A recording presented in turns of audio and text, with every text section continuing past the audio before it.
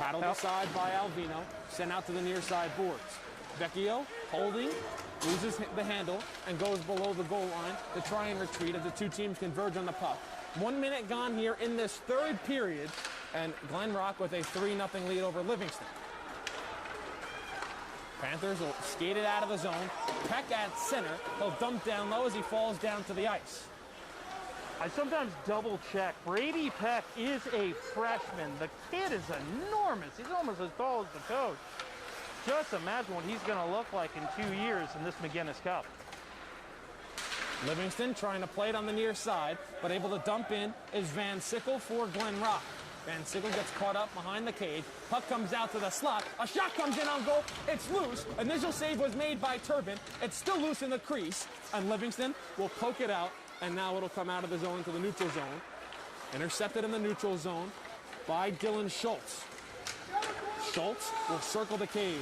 Schultz gets converged on, drops back out to the point. Shot comes in on goal.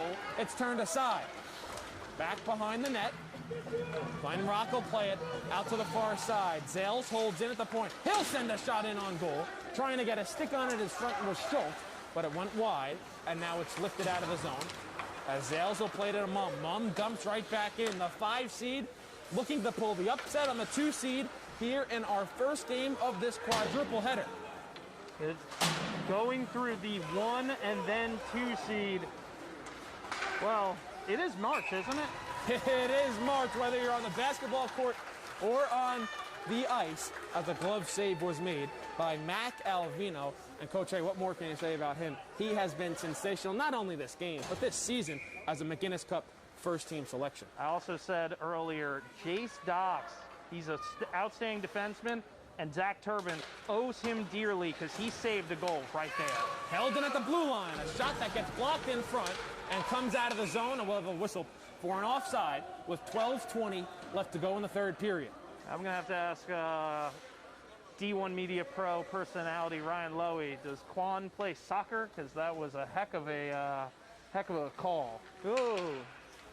The neutral zone face-off, 12:20 left to go in this third period. Next game coming up here on Rink 1 is the game of the night, arguably now the game of the year in the state. It's the Gordon Cup Championship between Don Bosco Prep and Gloucester Catholic. Winner will be the top team in the final New Jersey high school hockey rankings. It's a pseudo state championship, and I am honored to get called next to you, Ryan. Heaven, pardon. I had Lowy on the mind. Tried to be dumped back in by the Lancers, but it went off the body of Mum, and it's offside. Under 12 minutes left to play, and you mentioned it after that first period. The McGinnis Cup is in the building. It's currently sitting at the official scorer's table. Will that cup be handed out in 11 minutes and 54 seconds, or will Livingston have a miraculous comeback and try to force an overtime? Oh, wow, right in front of him, didn't call it. Yeah, Vecchio gets hit with a stick. He'll lose the handle on the puck, and it gets sent back out to the blue line. Now across, Zales with it. Zales down low, deflected in front, goes wide of the cage, and now played behind the end board. Kanchik up ahead. Try to work it down low. Kanchik controlling. Kanchik will circle the cage and send back out to the point. Now it's Conklin. Down low, Kanchik. Back out to Conklin. Conklin holding his shot, blocked aside. Over to Zales on the far side. Back to Conklin. Conklin walking in. Shot on goal, deflected, and right into the breadbasket of Alvino. 28th save on the evening. If you are Lenny Kanek, you got to get that to the point quicker. We all know that Kanek, the sophomore, has an absolute howitzer. If you give up the body there, well, you're going to have some ice packs later. Again, we want to thank everybody here at Cody Arena, at the NJSIAA, and at all these schools for allowing us to broadcast this game. As the puck is loose in the slot, Livingston will control. They'll try and dump back in. Controlling and getting checked is Silva on the near side. He's able to get it to Schultz, who gets cut down and up and out of the zone for Glen Rock. Peck, who scored goal number 3, is looking for another.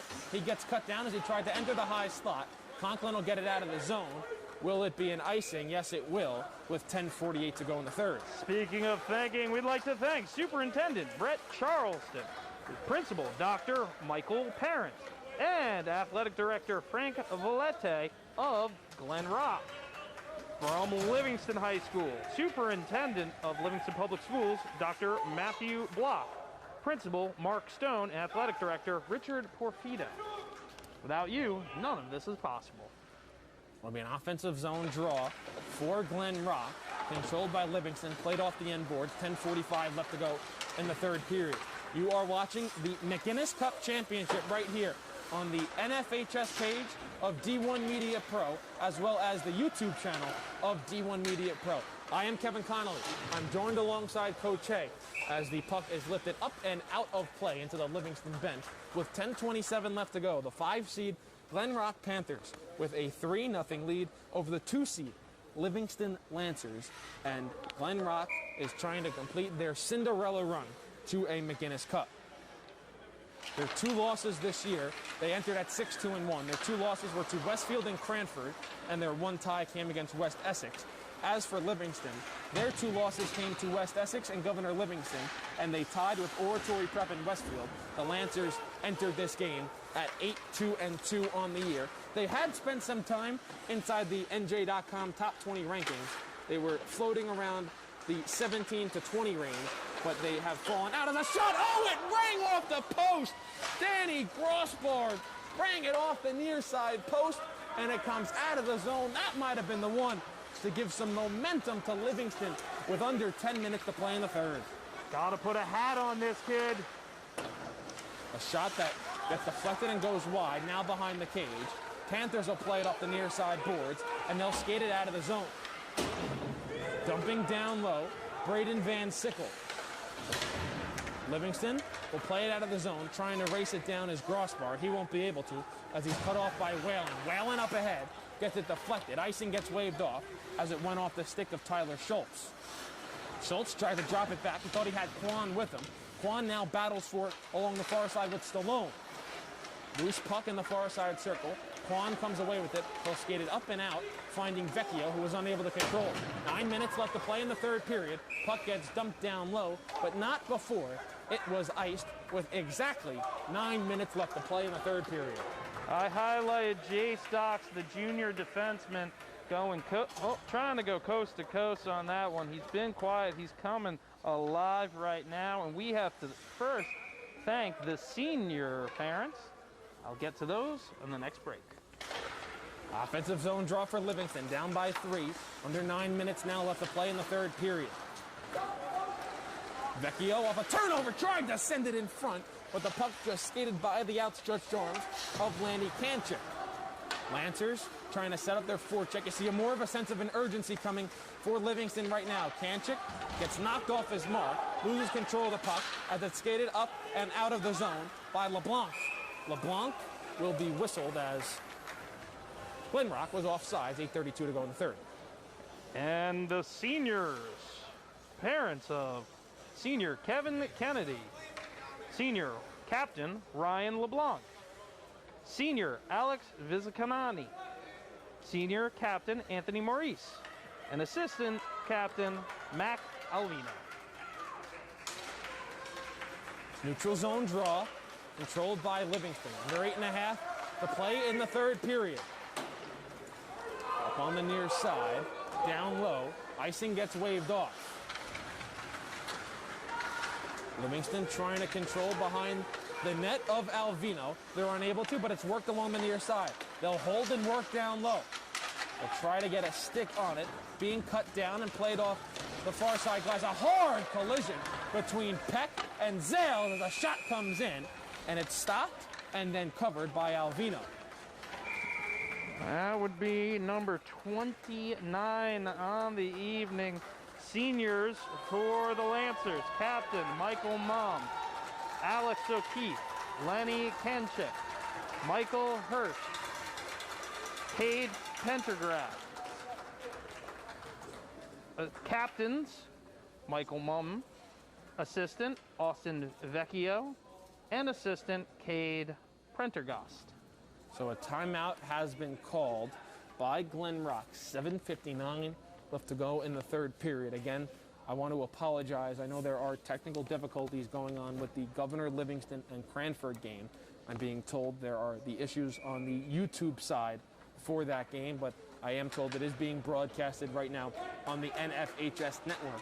It is just not on the YouTube channel of D1 Media Pro yet.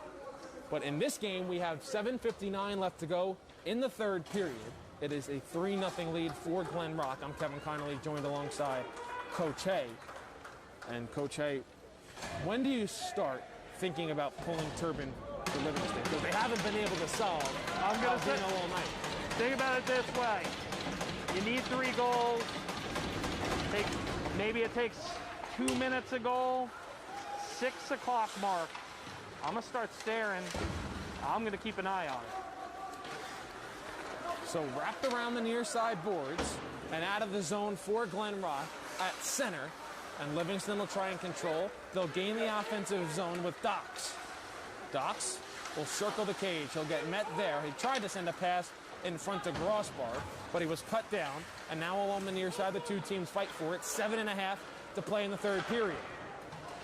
I would like to make a note. Braden Van Sickle has returned to the ice surface. Livingston controls back in their defensive end. Off the skate of Peck and dumped down low. No icing. As back to retrieve the puck is Docks. Now sent across. Mumm unable to get the handle as the bouncing puck goes out to the far boards. Livingston controls. Quan gains the offensive zone. He'll go 1-on-5. He'll get a shot off. Alvino is able to pad it down.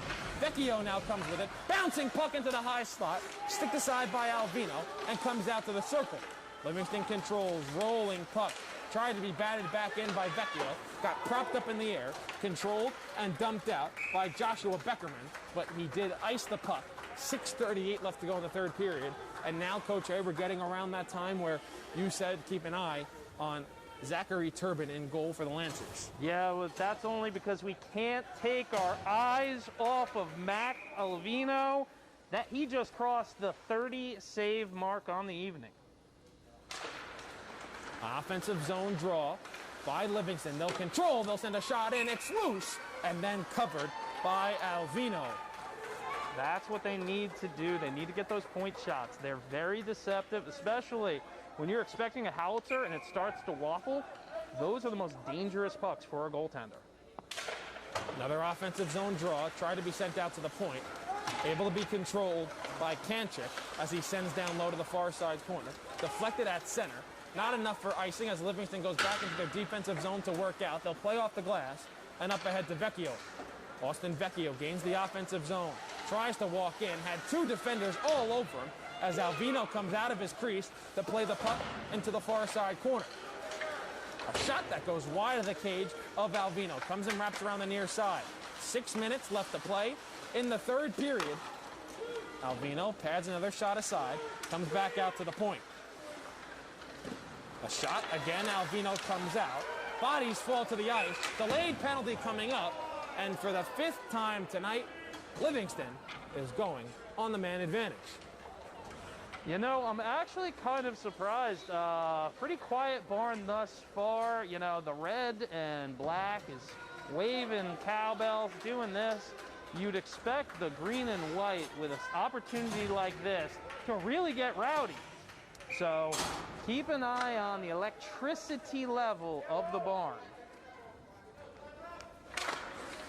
I would have.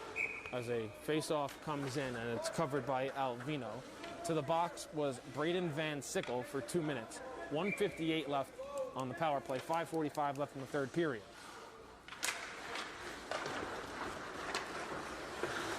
Off the draw. Livingston will control. They'll try and work up the near side. They'll work back out to Mumm. Mumm holding. Trying to send a pass across, and it comes out of the zone, and it's cleared down with 5:30 left to go in the third period. Kevin, I'm going to ask you, do you think this is a blessing in disguise for the Panthers? This penalty allows them to just whip it down the net, make them go a full 200 every single time. I think it does, and I was going to ask you on the opposite side, what do you do now with Turbin? Do you try and go 6-on-4? Do you be content with 5-on-4? You've got to go 6-on-4 at this point. Alvino was able to turn a shot aside. The rebound attempt went loose. Glove down at the point by Mumm. Pass that'll come across. Able to be kept in at the blue line by Kanchik. Kanchik over to Mumm. He'll drop down low. Schultz there. Turbin still in his cage. 58 seconds left. The shot comes in on goal. Rebound! Oh, what a save by Alvino! And he'll cover. My goodness. That's why you need to get the six skaters out there. You have not been able to crack the code. This senior has been playing.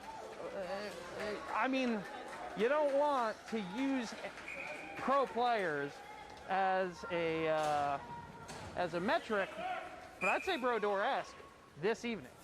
A timeout now will be called by Livingston. There's 4:39 to go in the third period. 52 seconds left on the Lancer power play. They're 0 for 4 on the man advantage tonight, and I don't want to say that's been the difference, but that's been the difference because they're down by 3. I mean, look, I mean, I wish we could get a camera of this tally sheet because I look like a madman. They're getting quality shots on Alvino. They're just not getting the young man to blink. There's a reason why Mac Alvino was named to the McGinnis Cup All-Conference first team selection. He was the only player in either the first or second team for the Glen Rock side. They had 2 honorable mentions in Colin Redmond and Ryan LeBlanc. And, I mean, you go up and down this roster. Each player on Glen Rock has made a positive contribution to this team today, and it's resulting in their 3-goal lead. Now they can taste the McGinnis Cup. And I don't want to scapegoat in any manner Zach Turbin. Zach Turbin has played a good game inside about 20 saves, just inside 20 saves. And the goals, they haven't been clean goals, no bar down skis. It's simply put, off of a defenseman's leg, on his belly, swatting away, no whistle. He's played a fantastic game. The breakaway off of the penalty kill.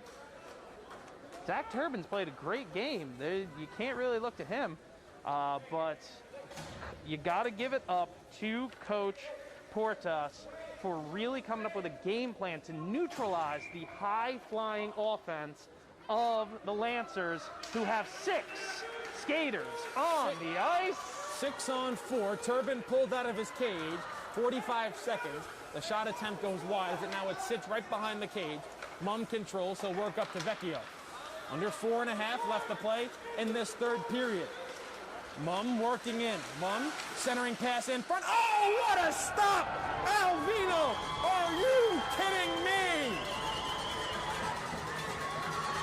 Split, flashes the leather. What does this Lancer team have to do? What can they do more than they have thus far? The young man will not blink. Again, I want to apologize for the technical issues we're having with the Governor Livingston CRANFORD game. As a shot comes in on goal, Alvino turns it aside. Might have went off his shoulder as 20 seconds are left in the man advantage. And again, it's able to be cleared down the other end of the ice for Glen Rock with no icing because they have 10 seconds left of penalty kill time. Under 4 minutes left to play in the third period. Vecchio will skate it into the offensive zone. Penalty time set to expire. Centering pass comes into the slot. We're now playing 6 on 5. Penalty time has expired. All the way down the other ice. Coming out of the box, Van Sickle. He puts it into the empty net. And it's 4-0 Glen Rock. And they are going to do it. They are going to complete their Cinderella run to the McGinnis Cup. I wouldn't say that. This is hockey. It's not basketball. It's not football. You have every face-off, you have an opportunity to win the puck and go score one. I hate to say it, man. It's not like basketball where you got to go the whole length of the court, where you got to do something as improbable as an onside kick. This is ice hockey. 3:38 left to play. It's 4-0 Glen Rock. And the puck will be iced.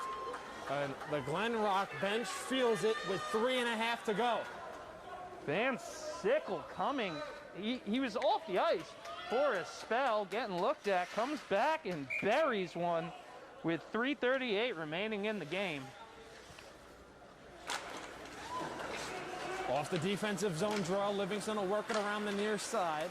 They have a lot of work to do in a short amount of time, and they've been unable to solve Mac Alvino all night. Schultz will circle the cage. He'll get cut down. Pass back out to the point is intercepted and cleared out of the zone by Glen Rock. They've defeated 4-seeded Summit, top-seeded Westfield, and now they're on the verge of downing 2-seed Livingston. Bouncing puck into the circle.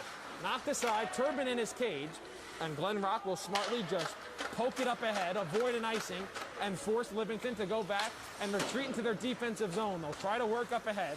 They're unable to do so as the puck comes to the stick of Brazil, who sends it across, up ahead, and here comes Venezia walking in. Oh, he's denied by Turbin as the net gets dislodged. 2:39 to play in the third. Yeah, that was a physical bang-bang play. You can't, you just can't stop your momentum in that situation. 2:39 remaining.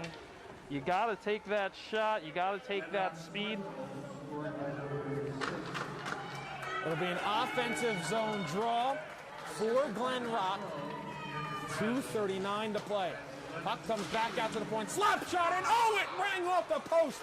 It went over the glove of Turbin. Centering pass in front. Turbin turns it aside. Collision in the far side corner. Bodies fall to the ice. Livingston comes away with the puck. They'll skate it back out the center. It'll be dumped right back in by Glen Rock.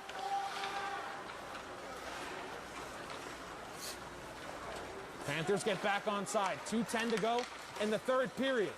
Livingston tries to dump in. Right there to control and play it out of the zone was Kennedy. Loose at center. Lancers will dump it in. 2 minutes left to play. Panthers. Very surprised they're leaving Turbin in.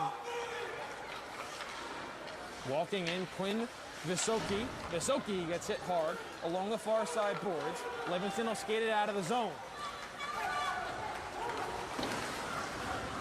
Kennedy gets knocked down, calling for a penalty. He's not going to get it as it's now worked out of the zone. 90 seconds left in this third period. Glen Rock on the verge of a McGuinness Cup championship. They'll dump in and give chase. Schultz will come away with the puck for Livingston. He'll play it across. Worked up ahead. Alvino comes all the way out of his cage to play it. Drops it behind his net. 1:10 left to play as the puck gets rifled up right up to us here way above the stands at Cody Arena. 1:10 left to go in the third period. I can see it was Livingston when I made the sock comment. I don't know why they're throwing the puck at me. Come on now. You might just win a championship because Coach Steven Ruggiero and the executive, the NJIIHL, in the penalty box. The McGuinness Cup in their hands, but Livingston wins the offensive draw. Deflection in front goes wide. Played off the far side glass. Bouncing over the stick of Reed Plotnick. And Livingston goes back to retreat. 1 minute left to play in the McGuinness Cup final. Bouncing puck comes into the offensive zone for Livingston. Glen Rock trying to control. Bouncing, trying to put it down. And it comes out to the near side. Backhanded in. 40 seconds left to play in the third period. Two teams battle for it along the near side boards. Rolling into the neutral zone. Livingston will have to get back on side. They do. They dump in as the puck comes to the stick of Kevin Kennedy. 30 seconds left. Plays up the near side. Not out of the zone quite yet as Joshua Beckerman plays it across, and it is sent all the way down ice and on goal. Turbin pads it aside. Glen Rock will get one last change with 15 seconds and counting. Now with 10, Livingston trying to work up out of their zone. They gain the neutral zone. Back for Glen Rock. They'll play it across with 5. They'll get it out of the zone. The celebration is underway. The horn sounds, and the Glen Rock Panthers are the McGuinness Cup champions. Dean Portos has now won 5 different division championships. Do not let anything take away that what has happened for Coach Conklin's Livingston Lancers. They had a fantastic season. They put up a heck of a fight, but I don't think it's anybody surprised. I'm just going to give my #1 star of the game, and that is, now with 17 career shutouts, Mac Alvino puts up the goose egg with 37 saves in the game. 2 goals in the first period, 1 in the second, and then an empty netter in the third. Glen Rock has a 4-0 victory over Livingston here in the McGuinness Cup championship game, and they were just sensational. They will end with a 7-2-1 record. Livingston will conclude their season at 8-3-2. We'd like to thank everybody for tuning in here on the D1 Media Pro page on the NFHS network and on the D1 Media Pro page's YouTube channel. So I just came to tell you guys, see if maybe you guys can help them. Stay tuned for more coverage here all night long on the D1 Media Pro page on the NFHS network and on our YouTube channel. We will have interviews as the cup is lifted by Glen Rock. They are your champions in the McGuinness Cup.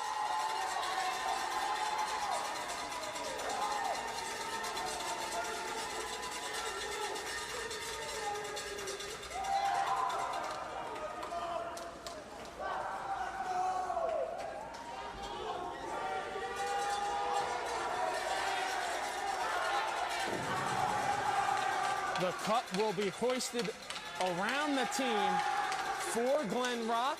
We'll let you see it live right here, as it has been a season to remember. You didn't know if you were going to have a season, but Glen Rock is sure glad they did. The 5 seed completes the Cinderella run to the McGuinness Cup championship game. They defeat Livingston 4-0. Thanks for tuning in, everybody, and we'll see you at 7 p.m. for Don Bosco and Gloucester Catholic.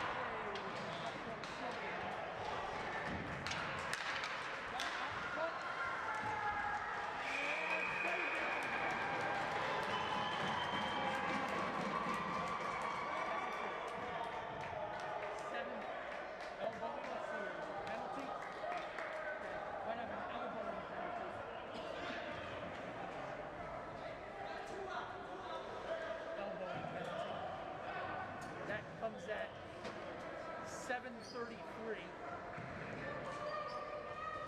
Penalties on Christian Wild. You're gonna be next door?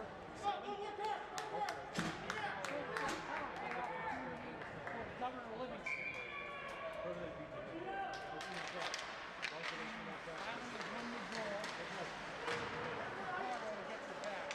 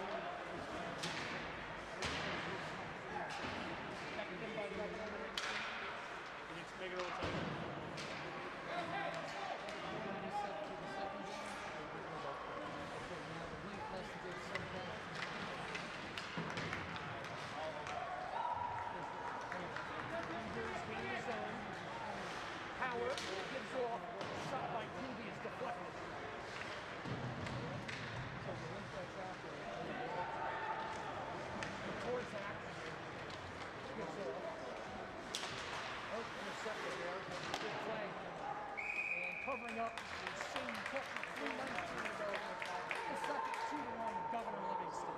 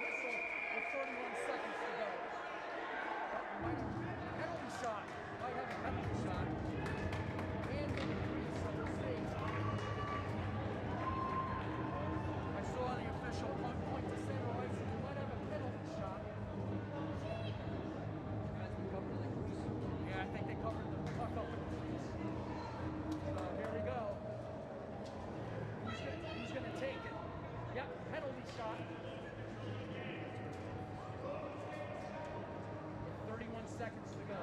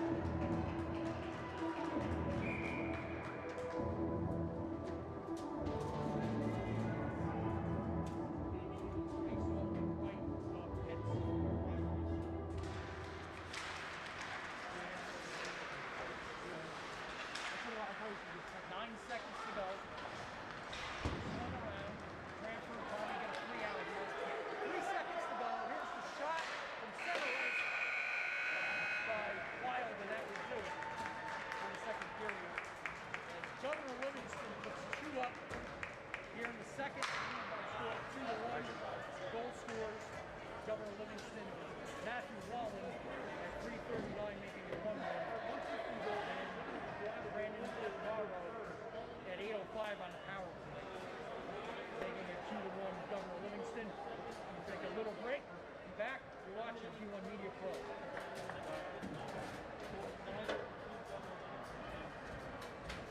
Someone's mic was off on the settings.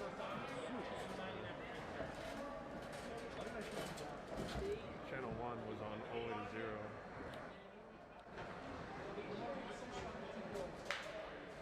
Hold on a second. He's talking right now, right? Yeah. So we should be hearing it. We got nothing. Is it a wireless mic? Mine.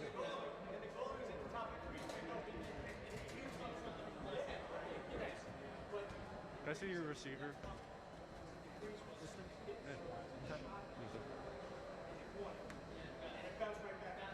What's it like? Check. Check.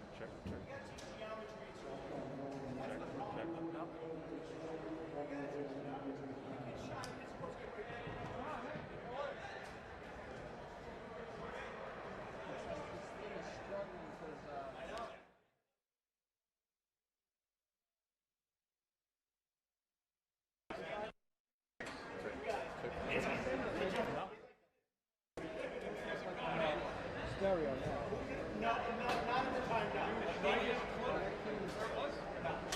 We've never had this much difficulty ever in the entire season. How about the gremlins?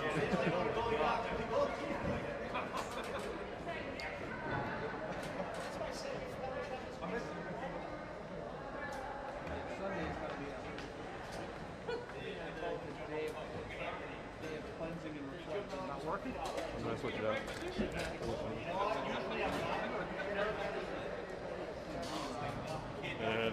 If I try both mics and it doesn't work, then something's up with the camera.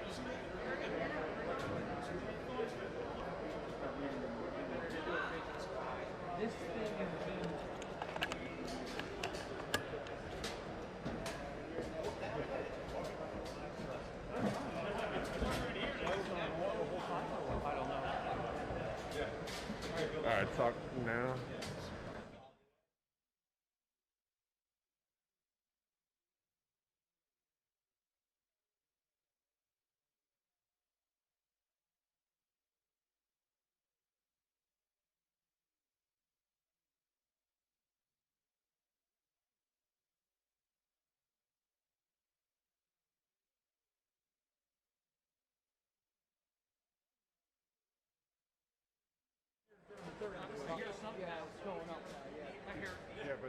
That's the internal microphone. That's just gonna pick up that sound.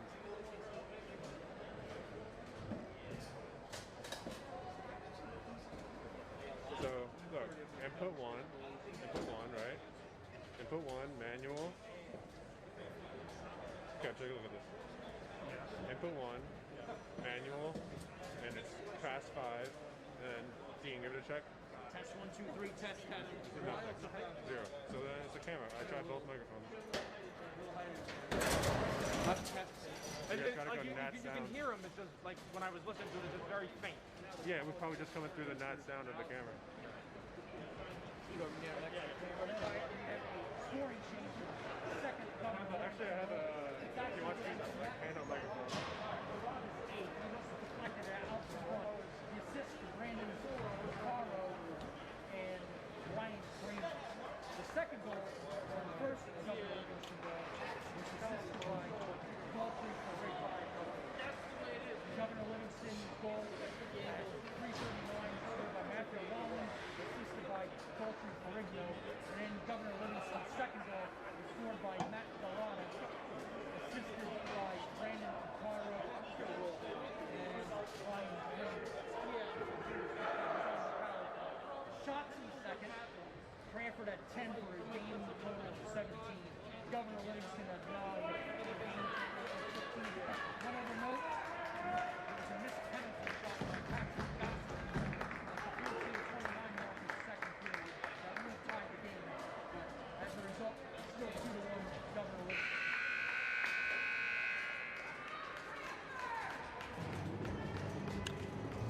Now, if this doesn't work, then something's definitely wrong with the camera.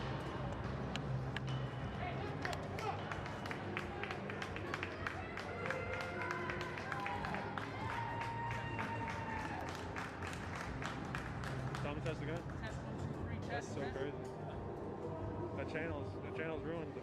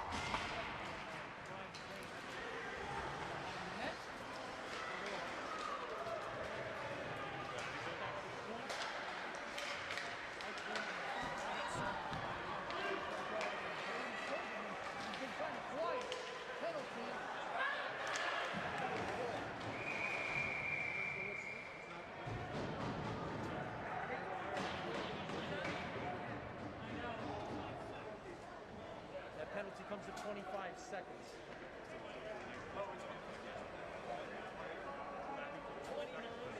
Holding ball on Ethan Richardson. Power plays in the game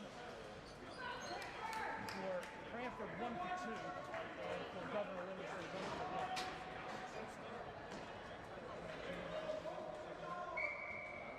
Face-off will be to the left of the goaltender Pitts.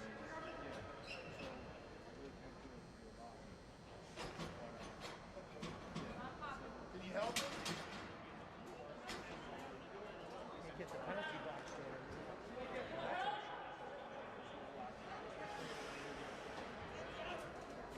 Could be a real penalty. Open it from the inside.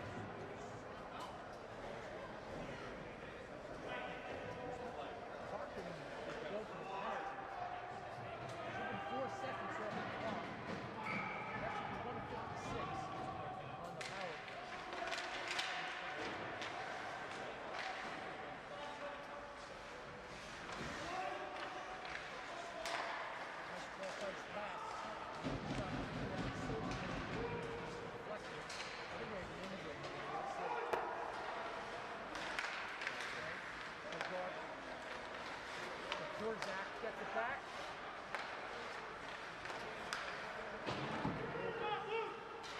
Pizarro. Zach underneath the Kramer. Deflected.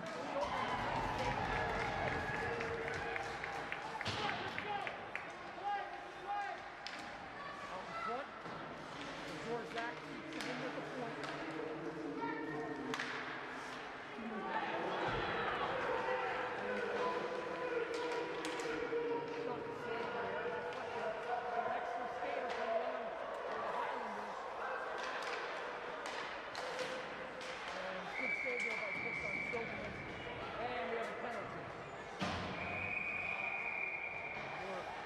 Stuff going on. It's going to come at 1:36. Penalty is going to be on Mateo Wyatt. Let's see what that is. 68 out, 8 in, 8. 2 minutes in front. Roughing.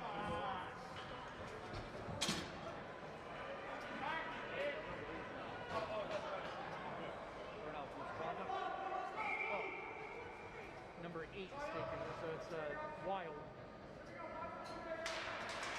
So it's a 5-on-3 for the Highlanders.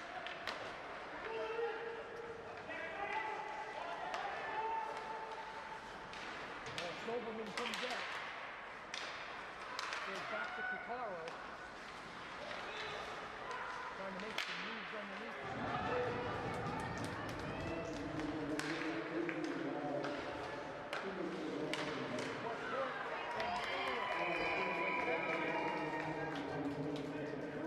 Put it into the bench, and the face-off will come back into the Cougar end. Obviously, in the NHL, that's a penalty, but not in high school.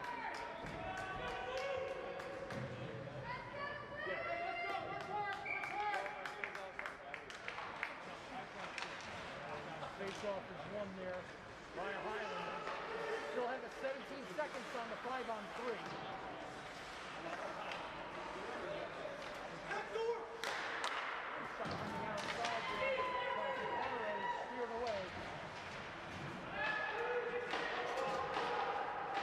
First penalty's done, still a minute 7 left on the second one.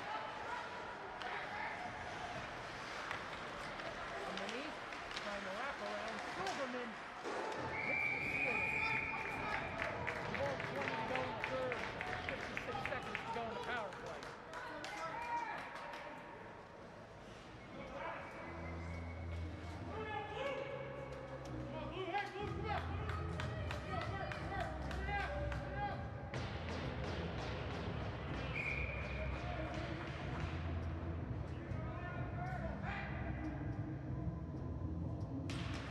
Face-off won by the Highlanders.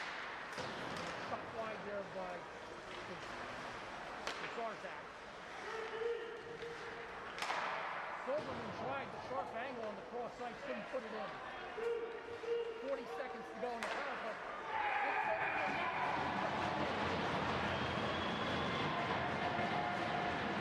Power play goal at 2:59.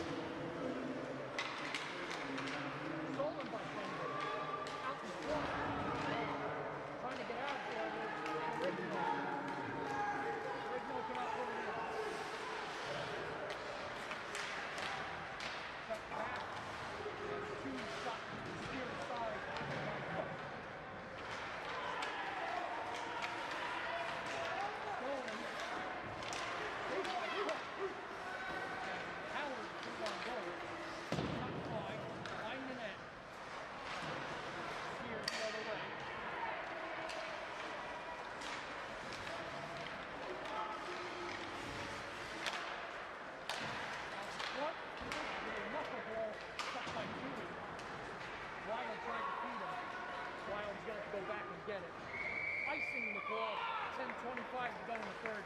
3-1, Governor Livingston.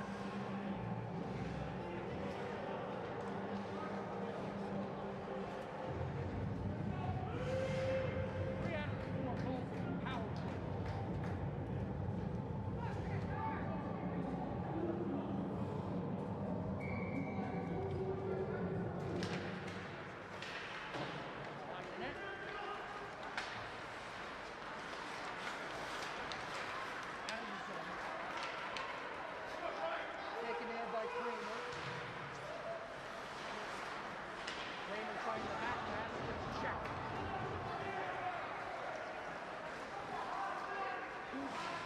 Gets double team there.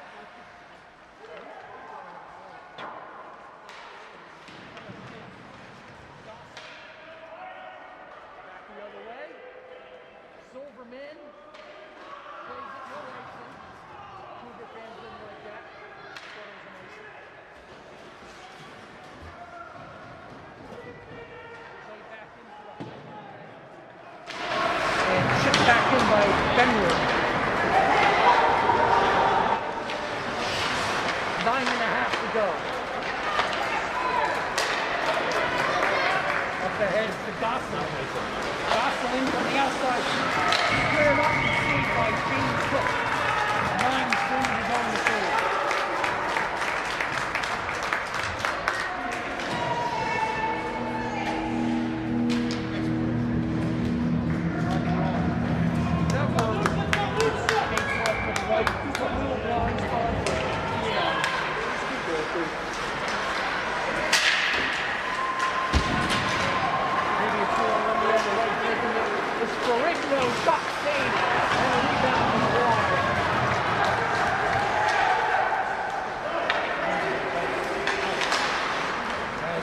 Ratson almost had a chance to put that in.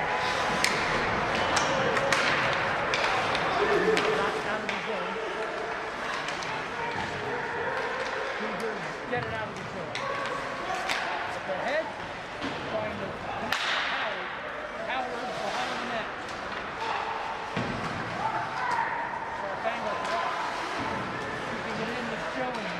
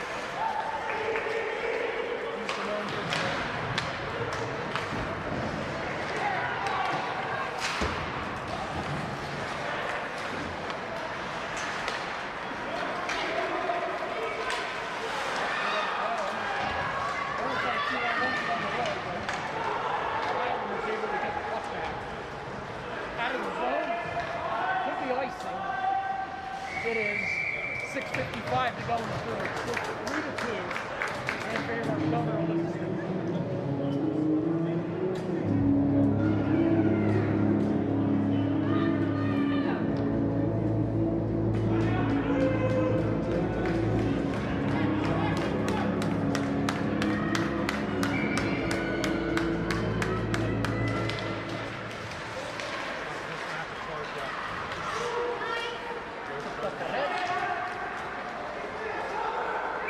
Covered up like hits.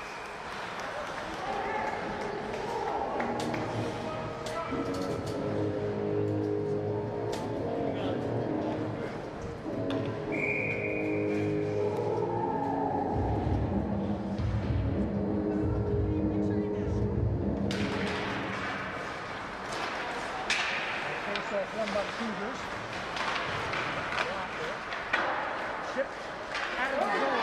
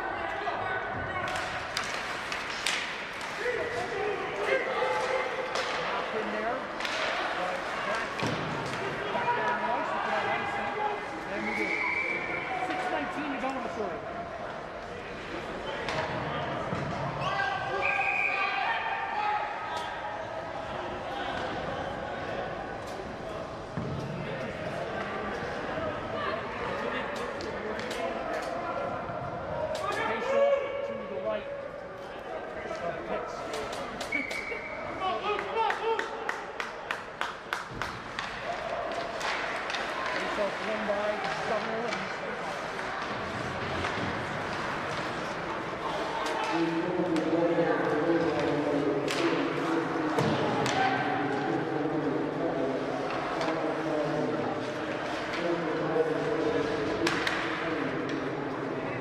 Hits the ceiling, so we're getting another face-off in the CRANFORD end.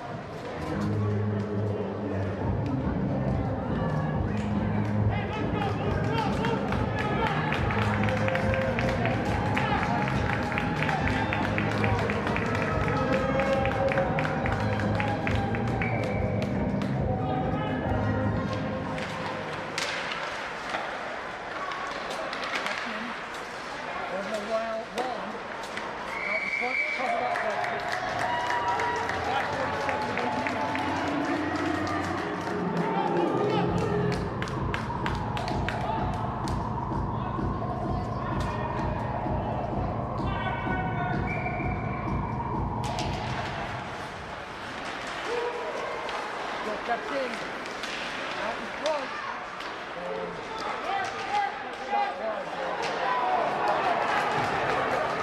Southern Livingston. So we could have an important power play coming up.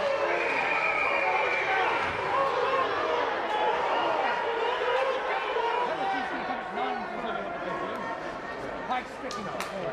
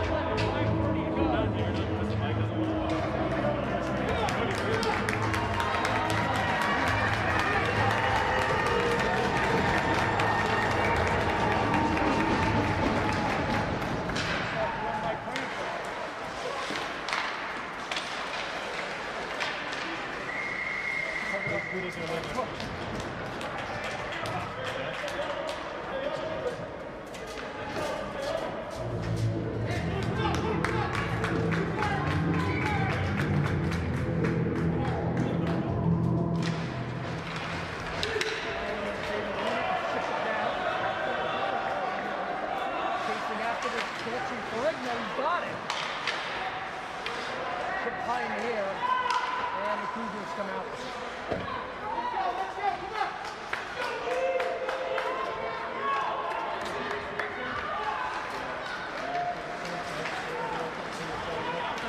Skating in is Wallace, Taylor Wallace.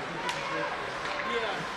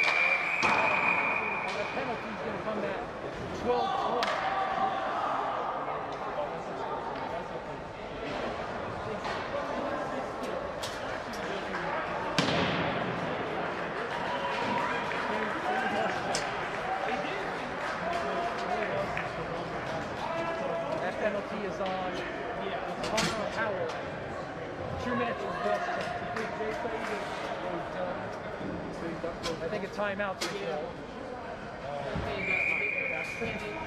Timeout for Governor Livingston. 2:40 to go. Here in the third, they can pull the goalie to get a 6-on-4 skating advantage. Obviously, they want to win the face-off first before they do that.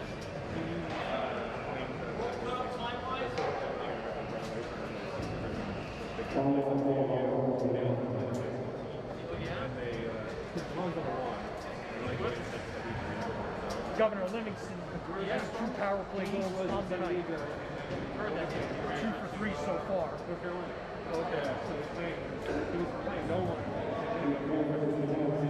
Important sequence of events here for the Highlanders. Trail 4-3, Cranford's come back with 3 straight goals here in the third to take the lead. With 2:40 to go.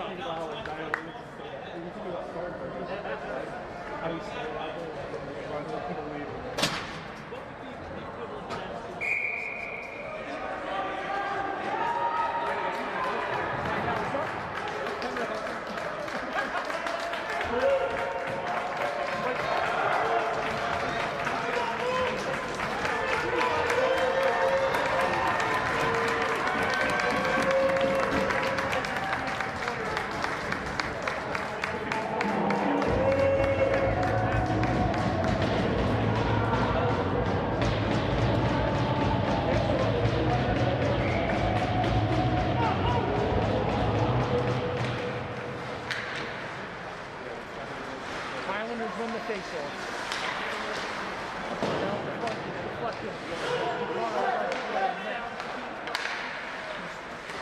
Picaro has it back. Cutter missed.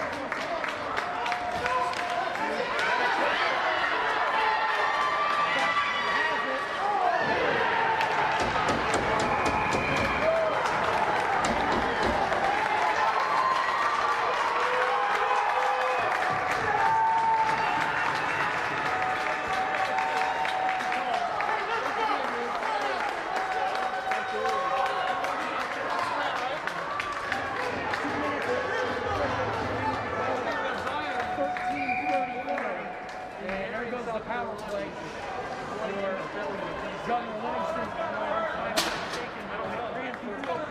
1:26 to go. 12 miles in the third period. 4-3 Cranford, so pretty much they get the power play in 47 seconds and can run out the clock on the power play.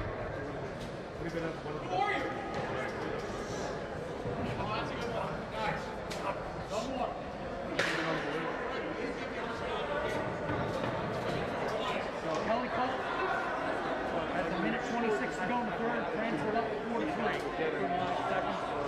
3-1 third period for the Cougars.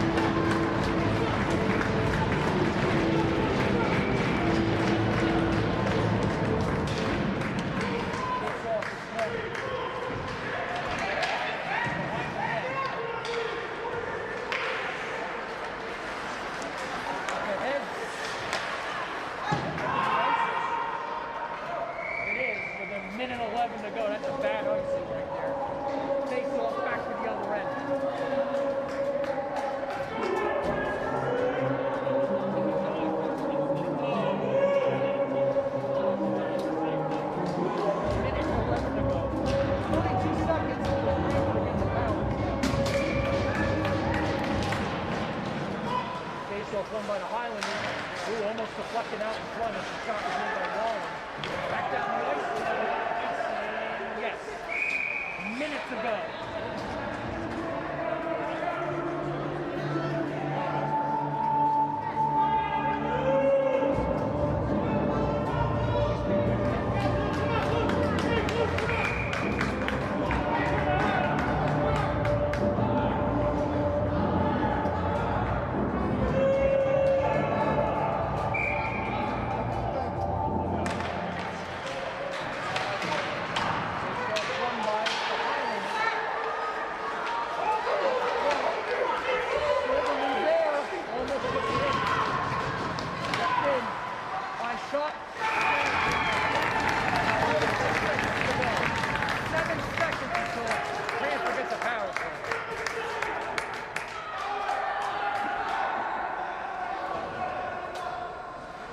So a big face-off here.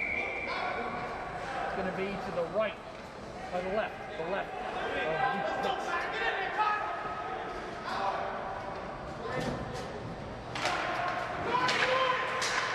Shot is good. Ball in front. All right, a power play for Cranford now.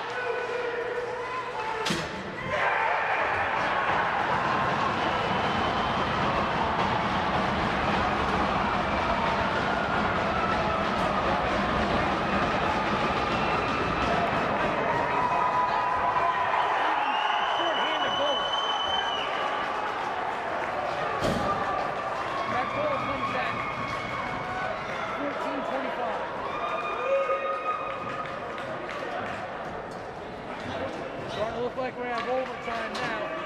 Although Cranford still has a power play, so that will carry over.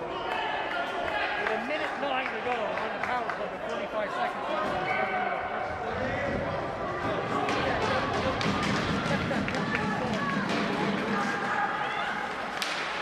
Backhand shot.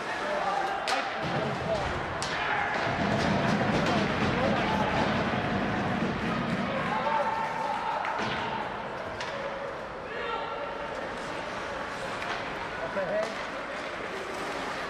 The Pike.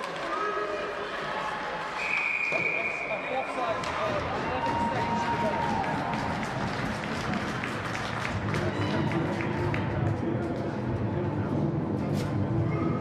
Outside the zone, something like that.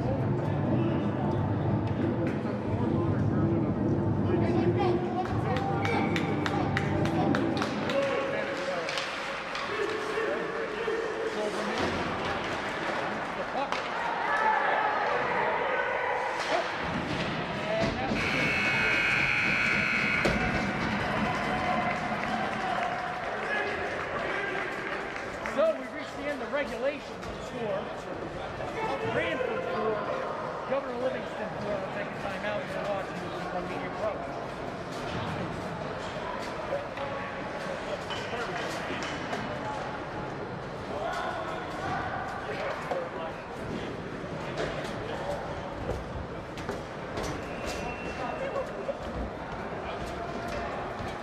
You want to run commercials on this or?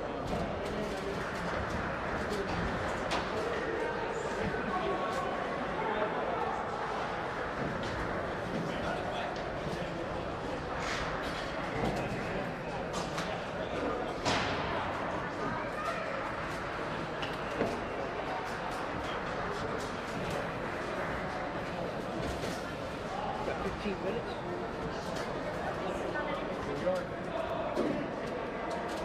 Is that it? What? Do you have a 15-minute break to the office? I gotta clean the ice.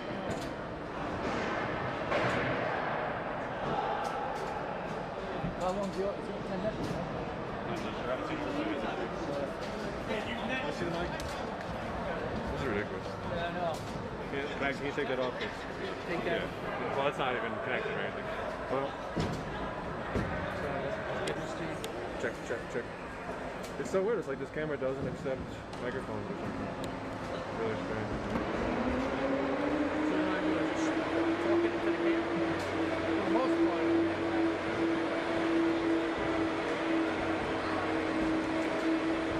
Okay. We got something.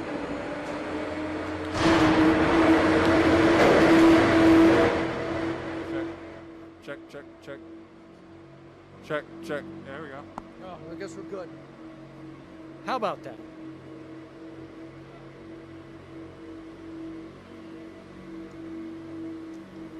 All right, we're back. We'll run down to.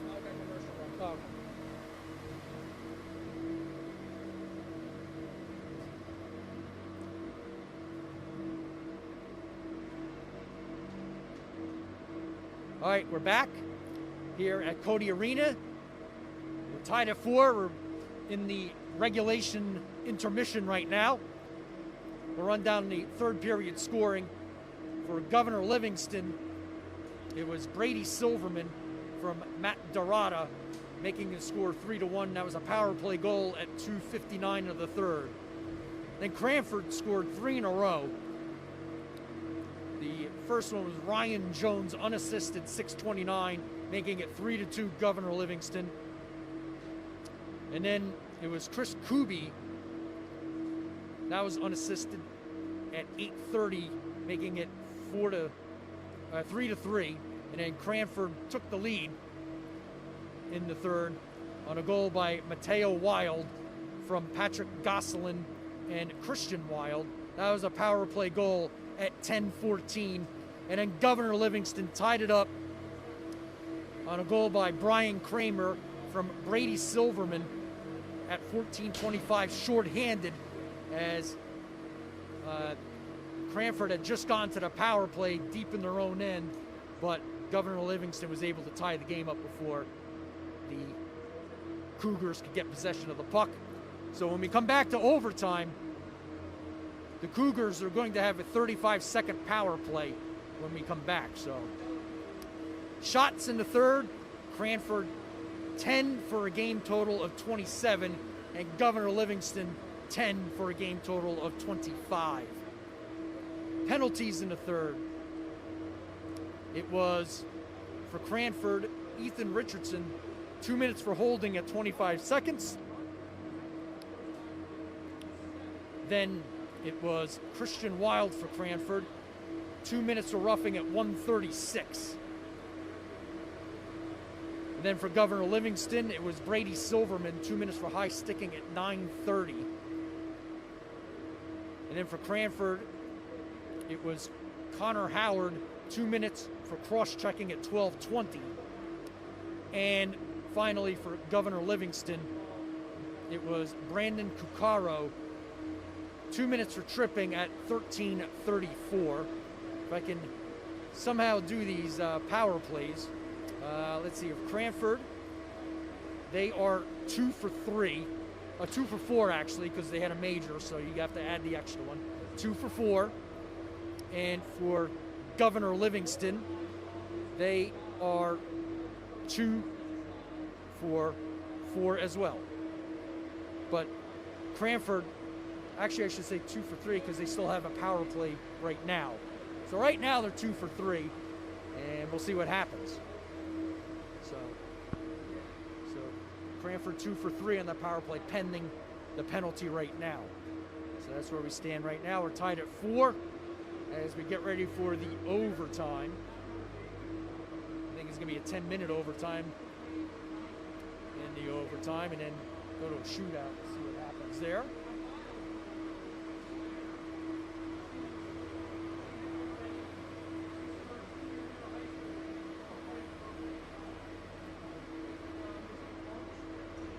So McMullen Cup is next. It'll be the Fish School and Scotch Plains Fanwood. That's an 8 o'clock face-off. Scheduled for 8 o'clock. Well, right now it's 7:03, so I think we might start on time, even if we go to a shootout. It's going to be close. But that'll be the top of the hour, McMullen Cup, Fish School, and Scotch Plains Fanwood. 8 o'clock. Glenn Perry will have the call on that one. Kelly Cup on the line right now. Back and forth game. Cranford got on the board first. Then Governor Livingston scored the next 3, taking a 3-1 lead. And Cranford got 3 in a row, taking a 4-3 lead. But then the Highlanders scored late in the third on a shorthanded goal, just as the Cranford penalty expired. 5 seconds after the penalty had expired.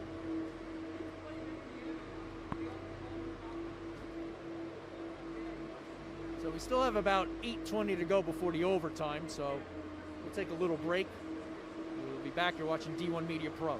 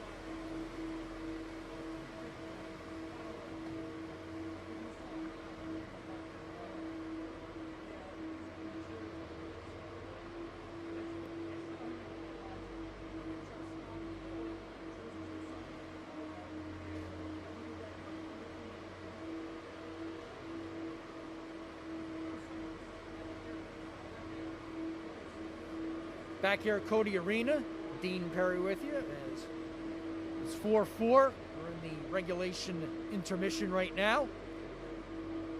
Exciting game. Cranford got on the board first. That was in the first period. The lone goal was scored by Patrick Gosselin on an assist from Chris Kuby.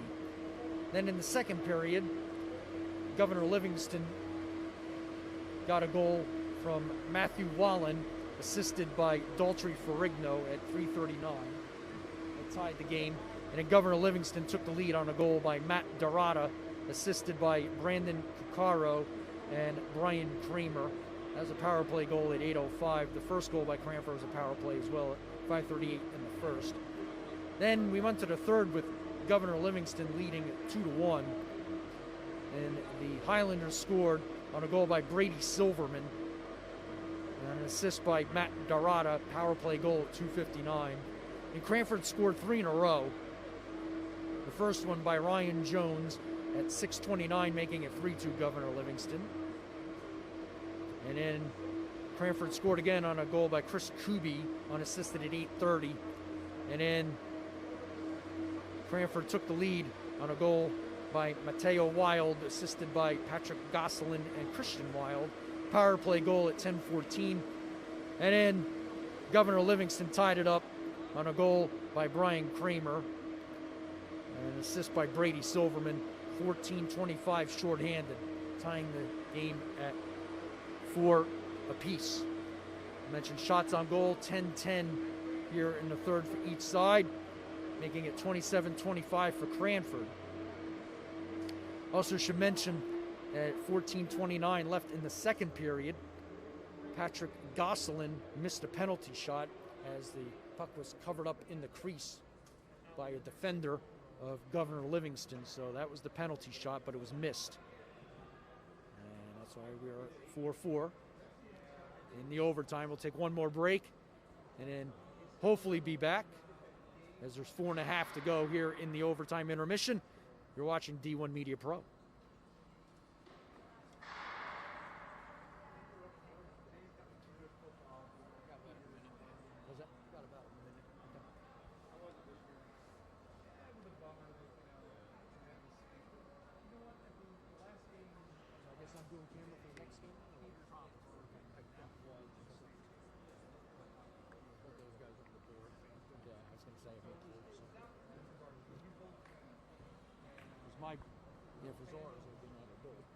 Because our just using that would be fine. Yeah, that's fine.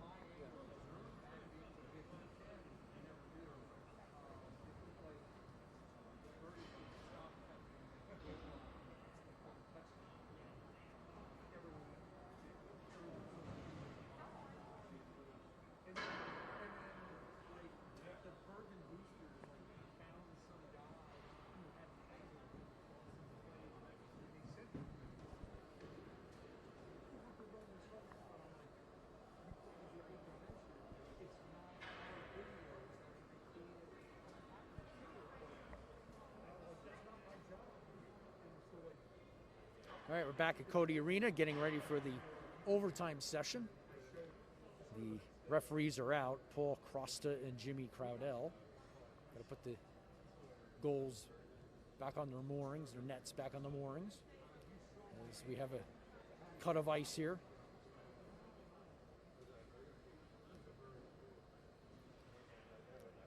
As I said, the next game will be the McMullen Cup. The Frisch School against Scotch Plains Fanwood.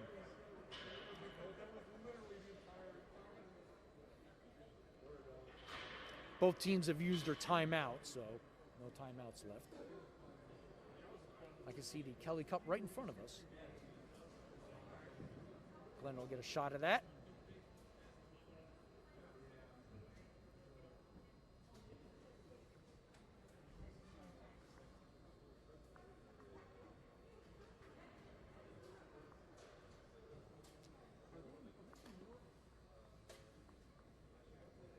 So right now, power play is going to be key for Cranford. They will have 35 seconds with the extra man to start the period.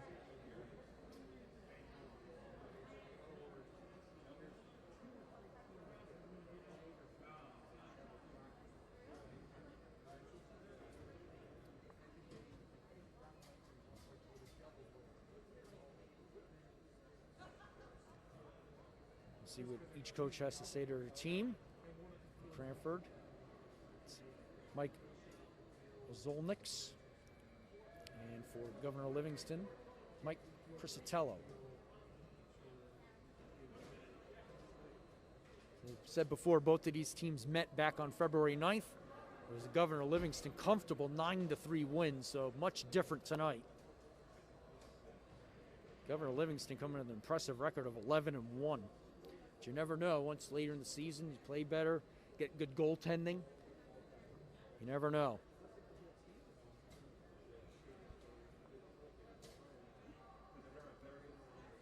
We have less than a minute to go. Here comes each team's coming out. Here comes Governor Livingston. And here comes Cranford.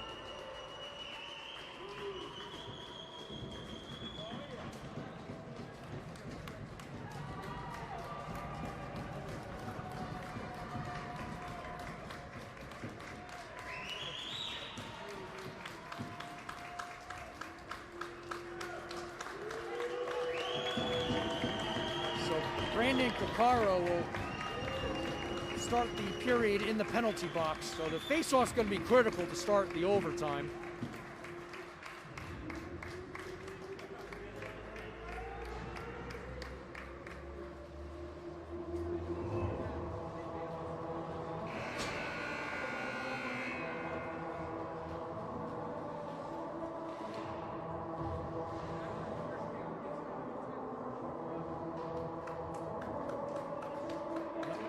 They have 15 minutes on the board, so 15 minutes for the overtime. I thought it might be 10.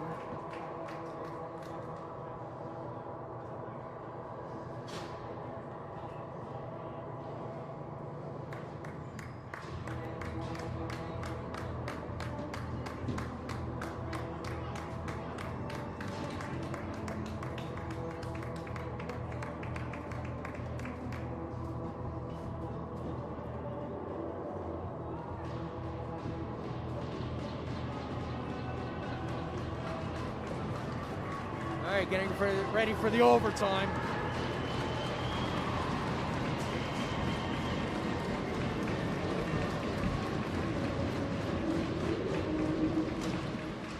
And face-off is won by the Cougars. Dumping it in is Eichlin. Going to chase is Wallen. Looks like the Highlanders tip it up out of play. 14:40 to go in the overtime. 28 seconds left on the power play.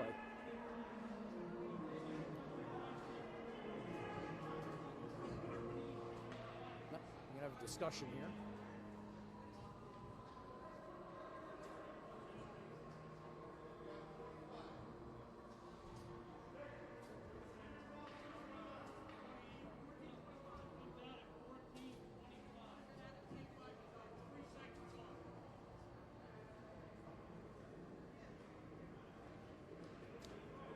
must be a clock discussion here.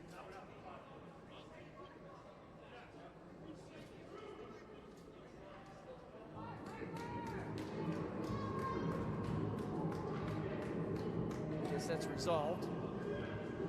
Face-off is just outside Highlander zone.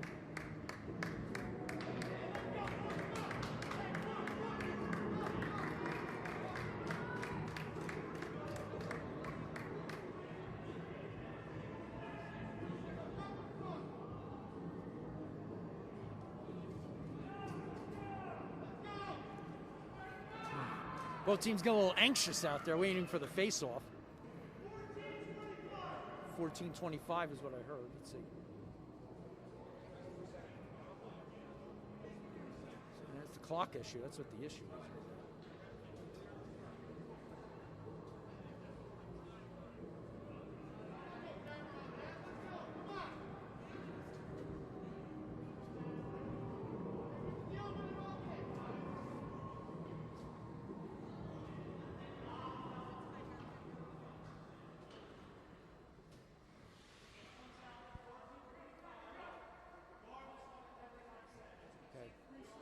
So they're saying that Kakaro's going to come out of 14:25 no matter what the penalty is. So he's got 15 seconds left on his penalty.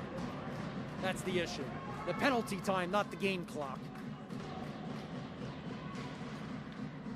Highlanders win the face-off. At center ice. So we got about 5 seconds left on the power play. Cross ice, taken by Eichlin. Shots blocked, penalties over. Behind the net, back to the point. Eichlin shot, and coming out with it is Gerada. Gerada trying to get it ahead, and it's going to be delayed offside, and they're able to clear, so CRANFORD will get it out of the zone. Oh, deflected, back. Oh, big save. Another sharp angle shot there by Benward. From the point, whiffed there by Kakaro. Dumped in there by Goslin. Tipped away. Kept in there by Wild. Deflected out in front. Sharp angle covered up there by Cook as it was taken by Christian Wild. 13:34 to go here in the overtime.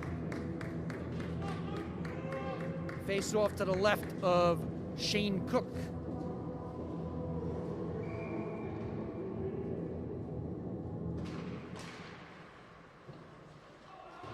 Swung around, can't be kept in by Wild. Through zone, but taken there by Skatorzak. Getting hounded, kept in. Out in front, ooh, big save there. Almost put in there by Brendan Kakaro. Big stop by Luke Pitts.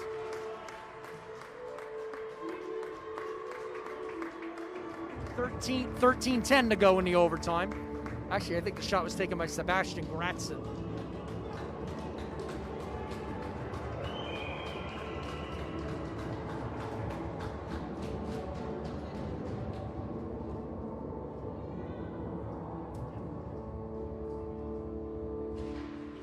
One by Governor Livingston as Kostarzak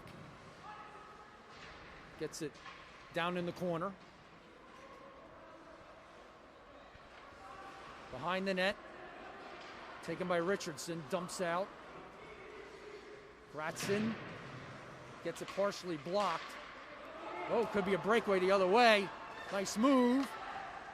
And steered away there as Mateo Wild had a chance at it.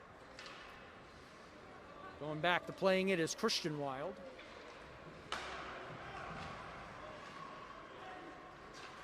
Onside, good check there, but Eichlin gets through it. Out in front, shot.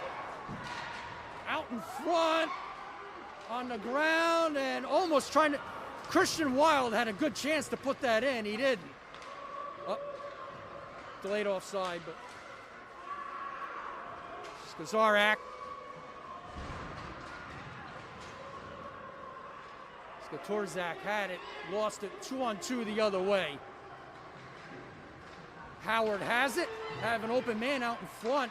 Howard gets it stick. Poke check there by the goaltender, Cook. From the point, blocked out in front. Under 12 minutes to go.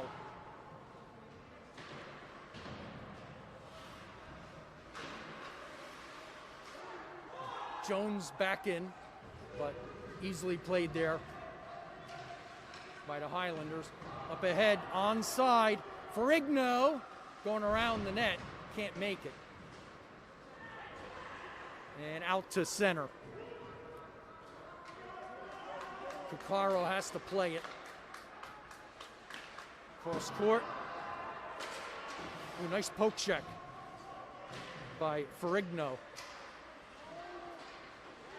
Kept in there by Benward. Ferrigno can't get the puck. Out in front, sharp angle. Silverman had a chance. And cut off there as Cuccaro tried to make it there.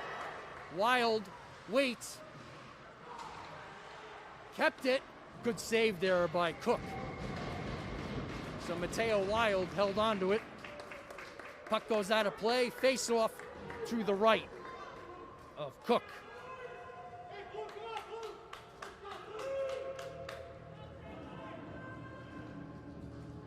Patrick Toohey will take the face-off for the Cougars.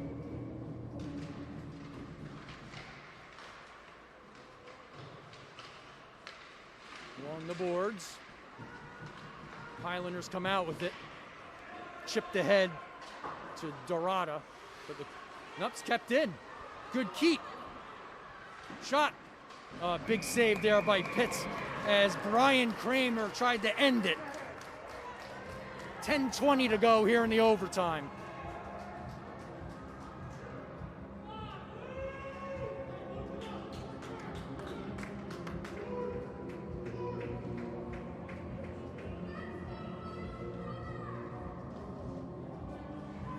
Face off to the right of Luke Pitts.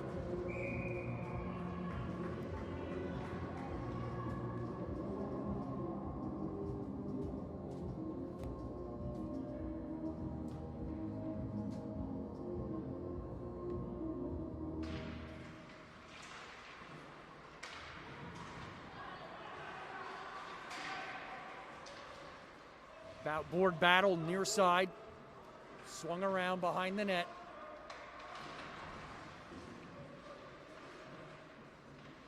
Norton trying to get it out of there, but kept in at the point. Shot is blocked out in front. Under 10 minutes to go in the overtime. Chris Kuby backhands it. Comes down the ice. It was blocked. It is icing. It is icing. 9:42 to go in the overtime.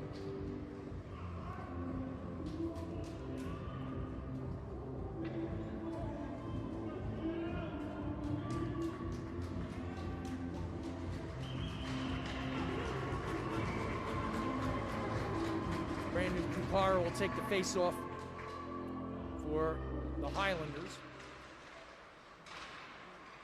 Kept in at the point. Nope, it is not. It comes out. So it's going to be a delayed offside as Governor Livingston has to clear, and they do.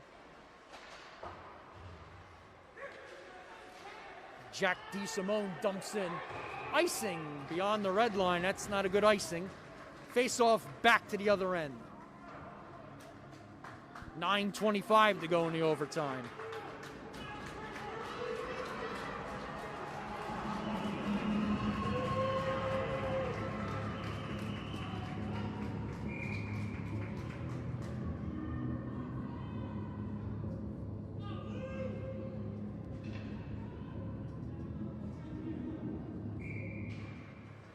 Back, Cuccaro has it, blocked out in front. Kept in there by Wallen. Wallen loses the puck out in front, tipped around. Behind the net is Kramer, out in front, sharp angle, hits the post. Silverman had the chance, misses it. Back to the point. Wallen gets it blocked in front. And shooting it back in is Cuccaro. Trip behind. This is a major penalty, or obvious penalty, I should say. They're not going to call it. Oh, gets squeezed there by Cuccaro. Oh, nice stick work. And snagging the puck was Shane Cook, as Connor Howard had a chance on a break there. 8:31 to go in the overtime.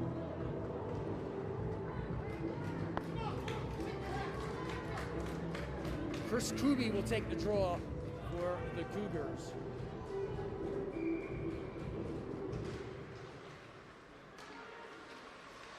From the point, it's blocked. Could have a breakaway the other way. Ferrigno can't get to it. Didn't have enough speed to get there. Oh, out in front. Big save by Cook, as Patrick Gosselin had a chance. Swung around the net. Digging it out of there and getting out of the zone was Daltrey Ferrigno. Playing the puck is Gratson. Ooh, high off the wall. Up ahead to Kuby. Kuby dumps in, wins the corner.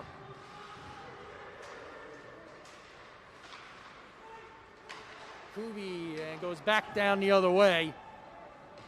No icing.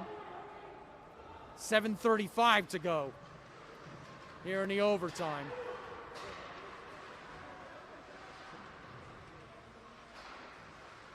Kept in from the outside, and making the save was Pitts, as he made the initial save, dropped it, and covered up.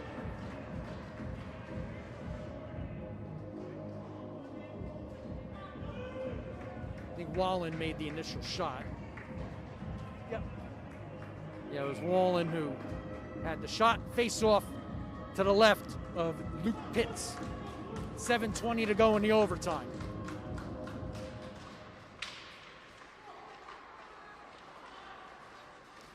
Shot in, blocked out in front. Silverman misses. Knocked down by Cuccaro. Could have a break the other way. DeSimone gets it chipped. Good poke check. Dumped in. Icing the call. 6:54 to go in the overtime.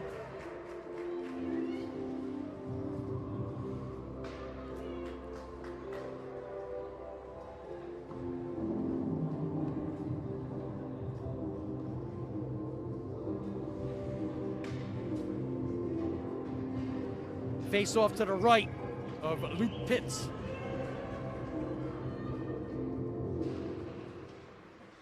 Cougars win the draw.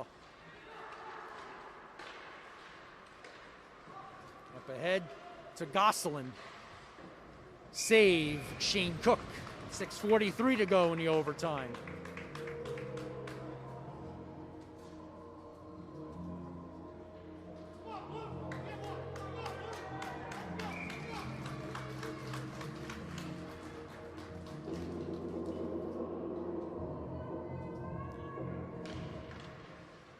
Ooh, that was a surprise shot there, saved by Cook. Cook had to be on his toes on that one. That puck came right on him right away. Skotorzak dumps it back. Couldn't be kept in there by Ferrigno. Skotorzak has it. Well, he has nobody to get to. It's going to be icing. That's a bad icing with 6:16 to go here in the overtime.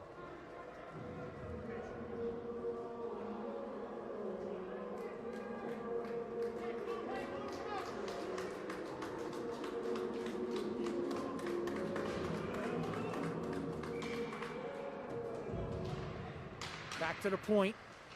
Jones has it.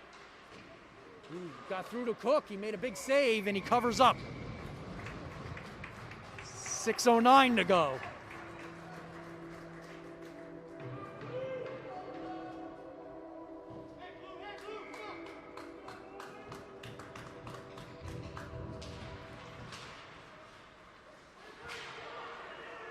Jones at the point. Trying to get out in front. Keeps the zone. Missed on the short end. Oh, club on that. Hit the heel of the stick. They tried to squeeze it through to Silverman, but not enough on it. Wild has it. Christian Wild. Ooh, good pad stop there by Cook. The other way, and going back to plate is Ryan Jones. Jones up ahead. Icing. Yes, icing the call with 5:32 to go in the overtime.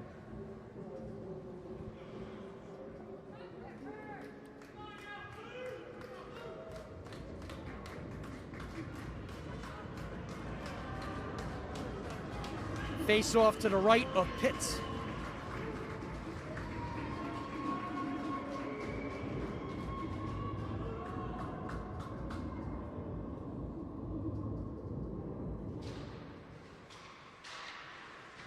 Behind the net.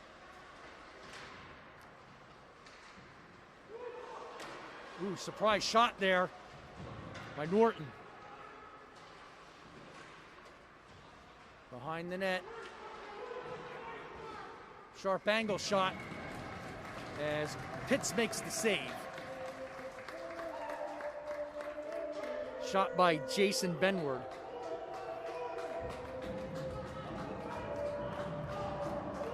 Highlanders make a change with 5:12 to go in the overtime.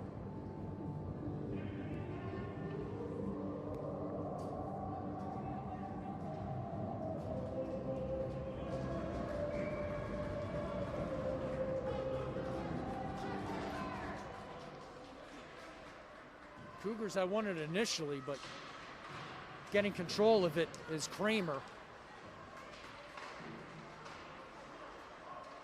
Kramer has it, trying to find somebody in front. Oh, couldn't be put in there by Dorada. Shot down, that's gonna be icing unless it's on net. Icing the call with 4:47 to go in the overtime.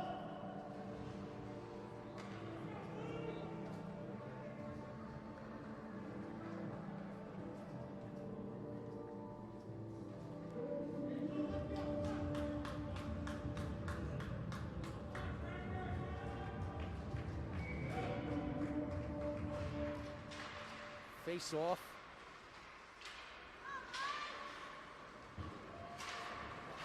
And chipping it out of there was DeSimone. Behind the net.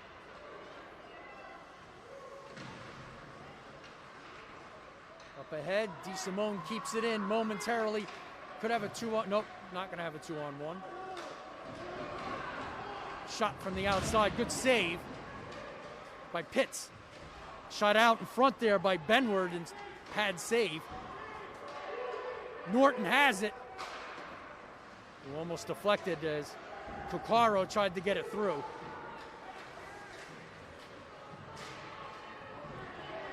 Cuccaro up ahead, behind the net, tried the wraparound, couldn't put it in. Under 4 minutes to go. Up ahead to Gosselin. Gosselin whiffed, and a whistle.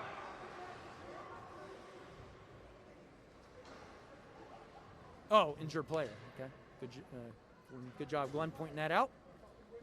3:47 to go in the overtime.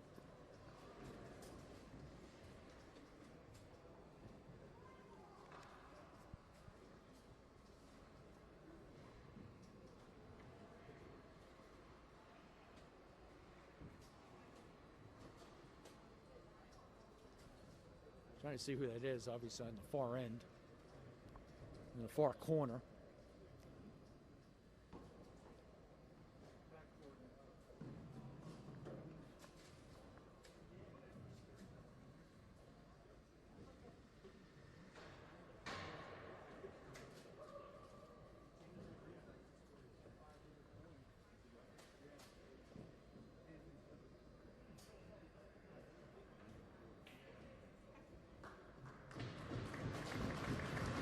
Is big hand.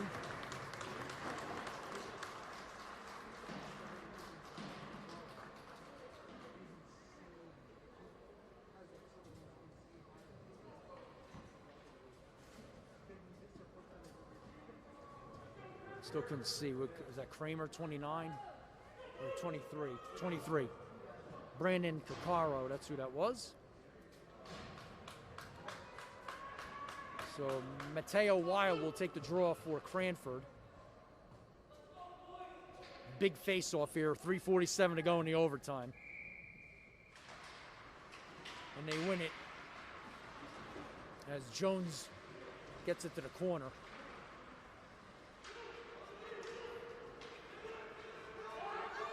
Trying to get it down ice, make the connection.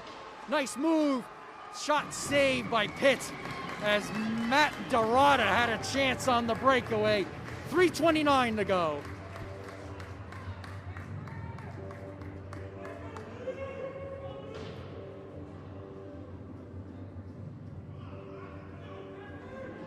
So face off to the left of Pitts.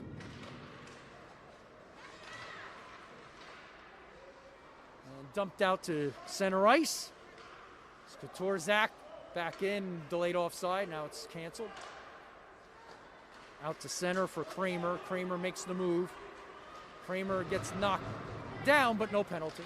Said it's going to really have to be obvious, or another team's going to have to get a scoring chance for something to get called. Up ahead, and they tried to connect it to Kramer. It's an icing with 2:58 to go in the overtime. Back to the other end.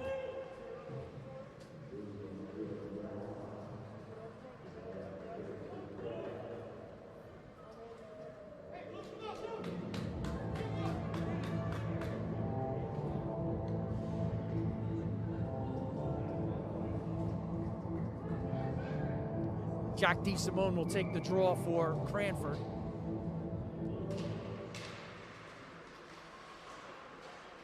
He'll get it back. Trying to get it was Connor Howard. Kept in at the point by Eichlin. Well, they tried to get it back to Eichlin, but it goes over a stick. Under 3 minutes to go in the overtime.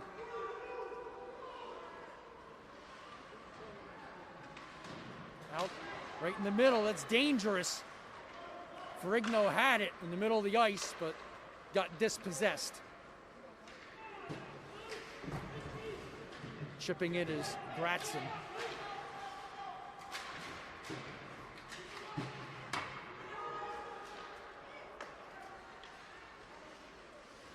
Nice move there by Eichlin.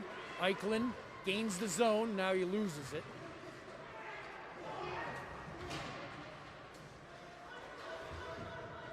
Out to center. Trying to, when it was Jack Norton, could have an icing. No, we don't. No icing. Waved off. Under 2 minutes to go. 2 minutes to go. Up ahead. Cut off at center ice. Silverman couldn't do anything with it.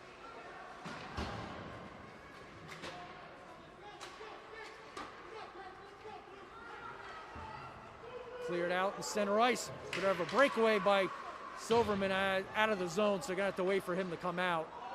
Delayed offside. They got to clear the zone. They do.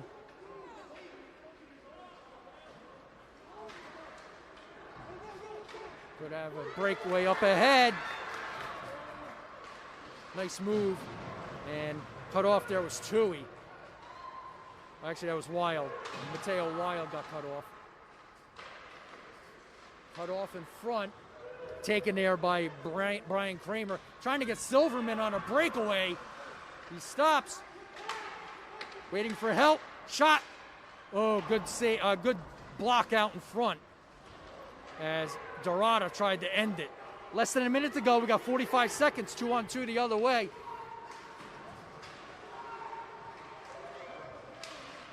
Out in front. Silverman's going to have to go get it for Governor Livingston. Oh, that was almost a hook. I know the Governor Livingston fans wanted a hook on that. Hand pass is the call. 30 seconds to go in the overtime. No penalties in the overtime.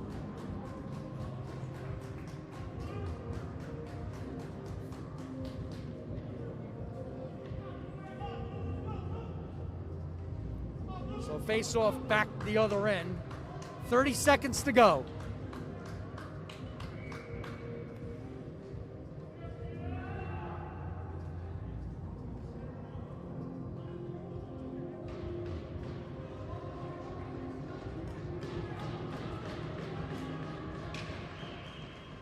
Face off won by Governor Livingston. Norton can't get out of the zone. 20 seconds to go. He's still in the zone, never left. Now it is. Now it's a center ice. Neutral zone. Stayed in.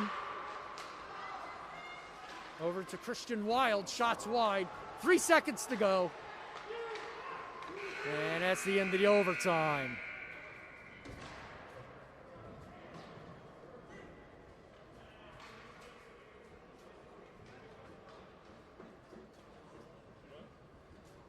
I guess we got to get ready for the shootout. Assuming they have a shootout. Be back in a second.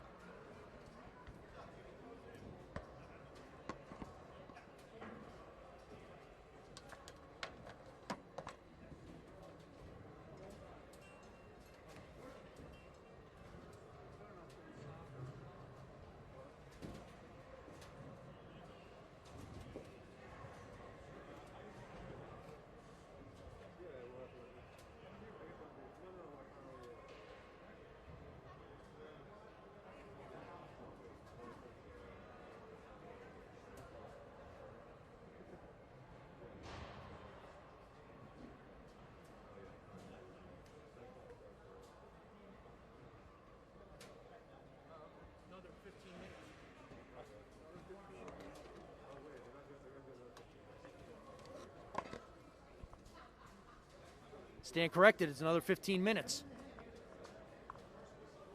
No shootout. I know in the States they have the shootout.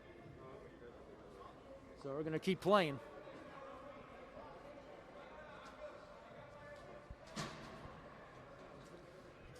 Shots in the overtime, 11 for CRANFORD, 10 for Governor Livingston. So 38 to 35 for CRANFORD. So we're going to switch ends and play another 15 minutes.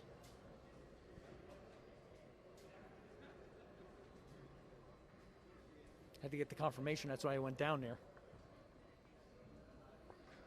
Because I know in States the overtime is 10 minutes and then they go to a shootout. So we'll switch ends and we'll play until somebody scores. I'm sure that makes the Frisch School in Scotch Plains Fanwood very happy right now.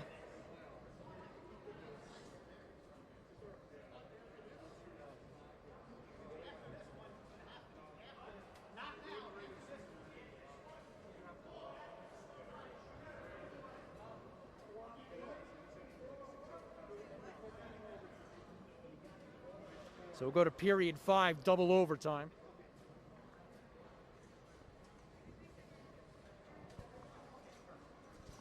Yeah, we won't get an ice cut on this one.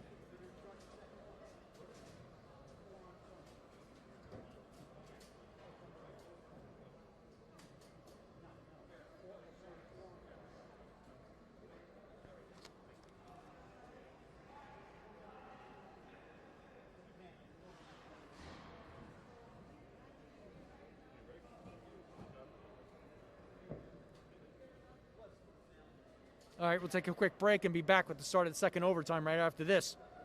You're watching D1 Media Pro.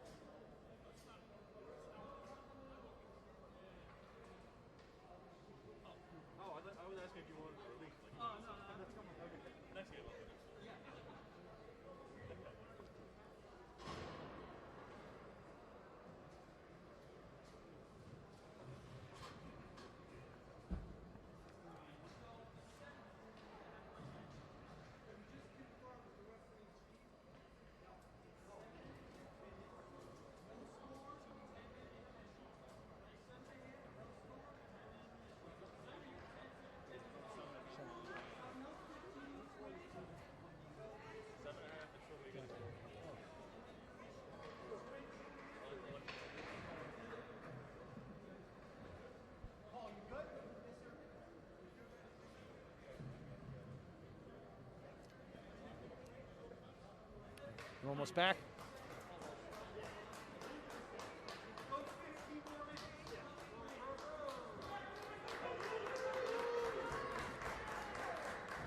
All right, so we're going to play 7.5-minute double overtime here.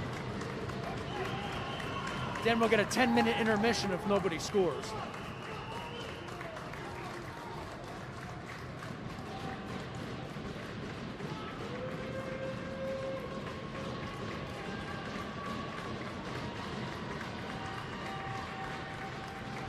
We'll get the face-off to start the second overtime.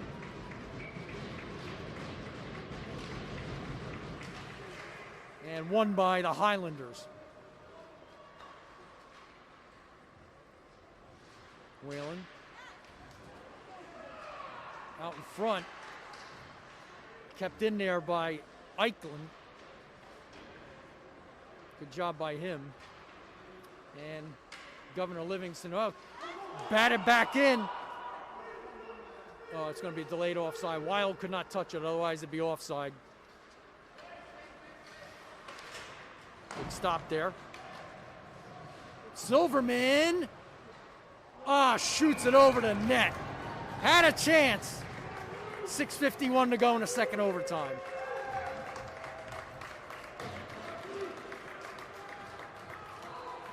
Silverman has scored already tonight. Nobody has scored 2 goals tonight, believe it or not. We've had 8 goals and nobody has scored twice yet.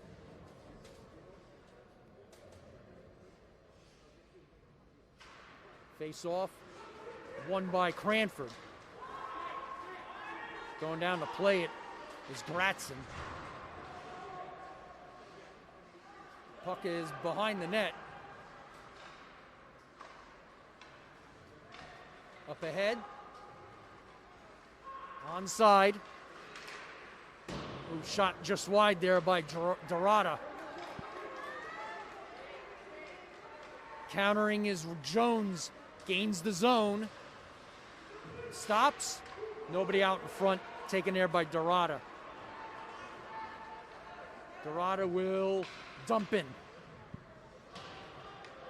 Highlanders get a change.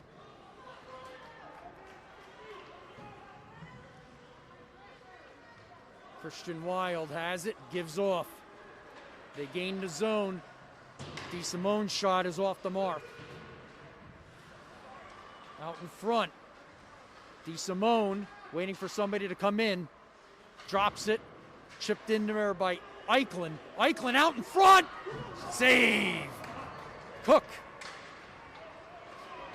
Breaking the other way. Silverman. He scores!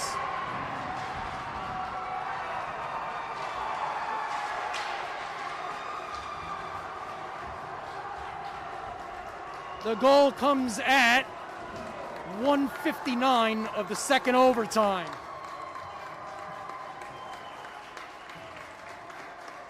Tremendous game. Silverman on the breakaway, puts it in, and he would have had a penalty too. So they would have had a power play, but he puts it in the net, so it doesn't matter. We'll try to get the final stats after this. Who got the assist on the game-winning goal?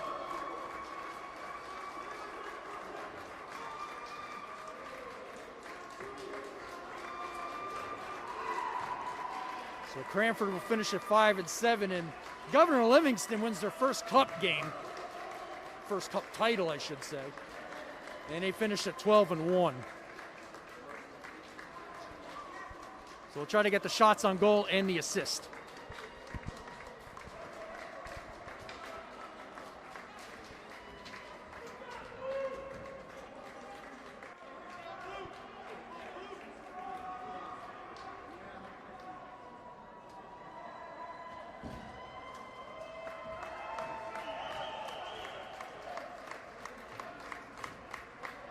All right, so officially an unassisted goal.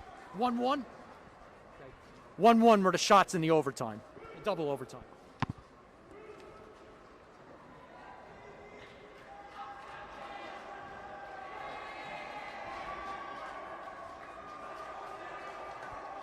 The final shots were 39-36 for Cranford.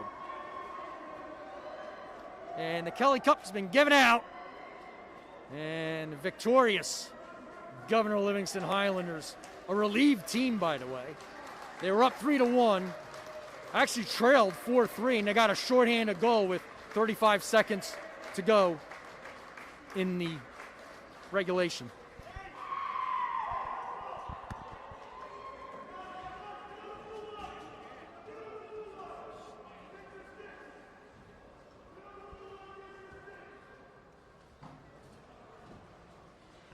I was just told there would have been a slash on Jake Eichlin if the goal did not go in by Silverman, but it did, so the penalty doesn't matter.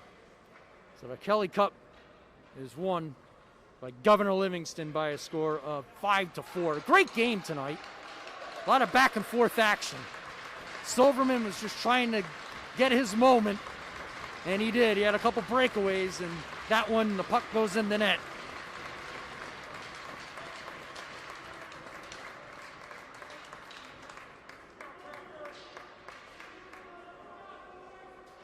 So the goaltender, Shane Cook, with the Kelly Cup right now. I guess we'll